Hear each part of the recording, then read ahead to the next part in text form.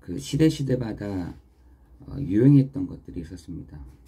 그게 뭐냐면 변론을 하는 겁니다. 변론. 서로 누가 더 뭐랄까요, 이렇게 논리적인 것을 가지고 있는지. 그러니까 내가 이런 논리를 제시하면은 여기서 이런 논리를 펴고, 이런 것들이 굉장히 유행을 했었습니다. 그거를 조금 어려운 단어로 얘기하자면 수사학이 굉장히 발전했던 시대였습니다. 내가 이렇게 얘기를 하면은 아니지, 그것보다는 이렇게 얘기하는 게 낫지 하는 그 자기 지혜들을 자랑하는, 자기의 논리를 주장하는 그런 수사학들이 굉장히 유행했죠. 요거를 그대로 따가지고 온 게 중세 시대입니다. 여러분 생각을 해보세요. 자기가 굉장히 똑똑하다는 얘기입니다. 내가 똑똑하니까 나한테 이런 논리를 가지고 와봐. 그래서 그게 발전된 게 사실은 컬리지, 사실은 대학이거든요. 이런 수사학들이 굉장히 발전했던 그때 당시에 있었습니다. 근데 그런 지혜를 가지고 하는데, 바울이 봤을 때는 너무 웃긴 거예요. 그 지혜들을 가지고 자기가 잘났다고, 자기만큼 이렇게 높은 지식과 높은 수준의 사람들이 어디 있냐며 자기네들끼리 이런 광장에서 이렇게 하고 있는 것이 너무 웃긴 겁니다. 그러니까 바울이 얘기하는 겁니다. 21절에 하나님의 지혜에 있어서는 이 세상이 자기 지혜로 하나님을 알지 못함으로, 이렇게 얘기하는 겁니다. 니네가 아무리 똑똑하고 아무리 지혜를 가지고 있고 그렇게 수사학을 가지고 한다 한들 하나님을 알지 못해. 니네들 하나님을 알 수가 없어. 그런 많은 지혜들을 가지고 떠든다고 해서 너네가 하나님을 알 수 있을 것 같아? 이 얘기를 바울이 하는 것이죠. 그리고 그 고린도 교회 사람들이 거기에 막 쏠리는 겁니다. 이렇게 거기에 막 맞아, 저 정도는 돼야지 이러면서 이렇게 막 쏠리고 있으니 바울 입장에서는 너무 웃긴 거죠. 야, 가장 큰 지혜는 하나님을 아는 지식이야. 하나님을 알아야 되는 거야. 이 얘기를 바울이 21절에 하는 것이죠. 근데 오늘 보니까 사람들이, 또 그 불신자들이 성도들을 볼 때에는 너무 미련해 보이는 겁니다. 야, 저 정도는 아니야. 저 정도라면 난 교회 안 갈래. 이 정도로.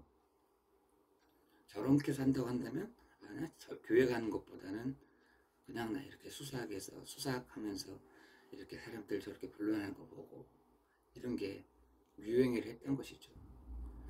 여러분, 십자가의 도가 멸망하는 자들에게는 미련한 것이요, 구원을 오던 우리에게는 하나님의 능력이다. 이렇게 되어 있어요. 여러분, 정말 우리가 그 불신자들이 인정하고 불신자들이 좋아하는 그 싫어하는 그 십자가의 도가 여러분에게는 정말 능력이 되십니까? 여러분, 그 능력이 되려면은 내가 정리를 하고 딱 있어야 됩니다. 어떤 거를 정리를 하고 되냐? 복음에 대한 부분들을 정리하고 있어야, 정리가 되어져야 내가 말을 할 수도 있고, 그리고 내가 다른 사람 앞에서 말할 수도 있는 거 아니겠습니까? 내가 정리가 안 돼. 복음에 대한 것들이 정리가 안 된다. 내가 복음에 대한 부분들을 정리를 하지 않고 있다. 여러분, 그러면 사람이 온다 한들 그냥 지나가는 겁니다. 이렇게 지나가게 돼 있어요. 말을 못하는 거죠. 그냥 세상 사람들이 얘기하는 그냥 그 지혜를 가지고 그렇구나, 이렇게 되는 거 아니겠습니까? 모든 성도들이 아마 어쩌면은 이럴 수도 있다고 생각이 들었어요. 내가 말하는 이 복음이 좀 미련한 게 아닐까, 이런 거. 내가 말하는 이 복음을 이 사람한테 얘기하면은 뭐야 저 사람 이 얘기를 들을까봐 얘기하지 않는 게 아닐까. 정말 저는 그런 생각이 좀 들었거든요. 그러나 오늘 우리가 이 아침에 좀 생각해 보는 것은 이 사람들이 모르는 복음을 미련한 게 아니다. 이 사람들이 모르는 복음은 미련한 것이 아니라 하나님의 능력이 되는데, 우리가 그것을 정리하고 있지 않으면, 정리되어 있지 않으면 안 될 것입니다. 우리는 6가지로 정말 내 마음속에 믿음의 정리들이 필요할 때인 것 같아요. 그게 뭐냐면 불신자는 왜 망하는가입니다. 여러분 거기에 대한 정리를 갖고 있어야 됩니다. 정리가 되어져야 됩니다.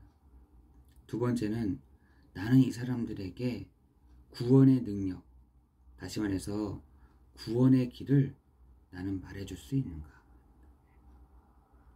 그 구원의 길을 말해줄 수 있는 사람이라면 그 사람이 구원받았을 때의 상태, 과거와 현재와 미래의 모든 문제가 끝났다.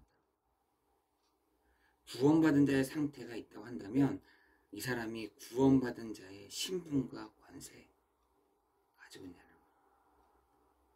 구원받은 자의 신분과 권세라고 한다면 이 사람이 정말 어떻게 해요? 제자로 계속해서 세워가는 것이죠. 그거를 양육이라고 합니다. 계속해서 이 사람이 결론 내릴 수 있도록, 예수가 그리스도로 결론 내릴 수 있도록 도와줘야 되는 것이죠. 우리가 요 정리되지 않으면은 우리가 잘 모릅니다. 잘 해나가지지 않을 것입니다. 그러나 하나님이 우리에게 이 부분들을 정리해 갔을 때 구원은 하나님의 능력이다.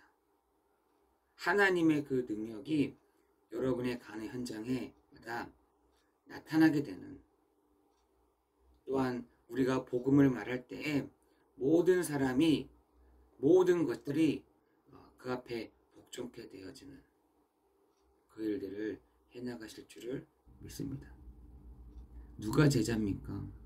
예수가 그리스도 되심을, 예수님이 그리스도가 되셔서 나의 주인 되심을 인정하는 것 할 때 그 사람이 제자입니다.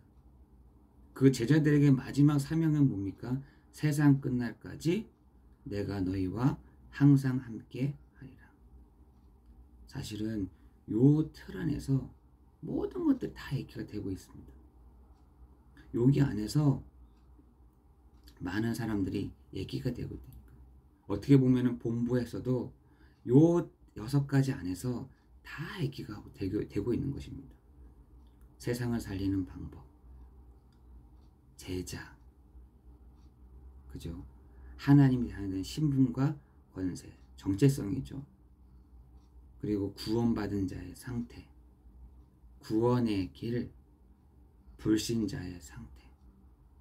요 6가지 안에서 어떻게 보면은 우리는 많은 부분들을 듣고 있는 줄도 모릅니다.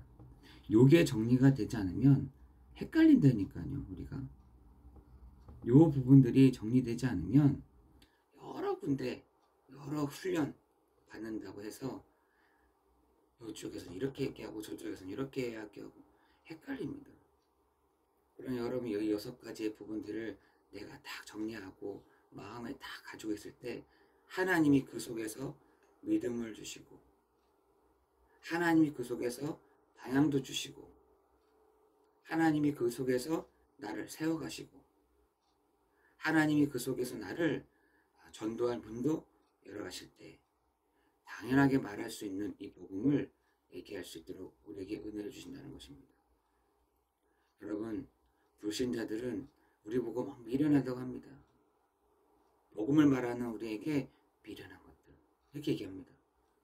그러나 그렇지 않죠. 구원 얻은 우리에게는 하나님의 능력, 하나님께서 복음 전하는 우리에게, 복음을 전하는 우리를 통하지 않고서는 하나님을 알 수 있는 지혜 없다.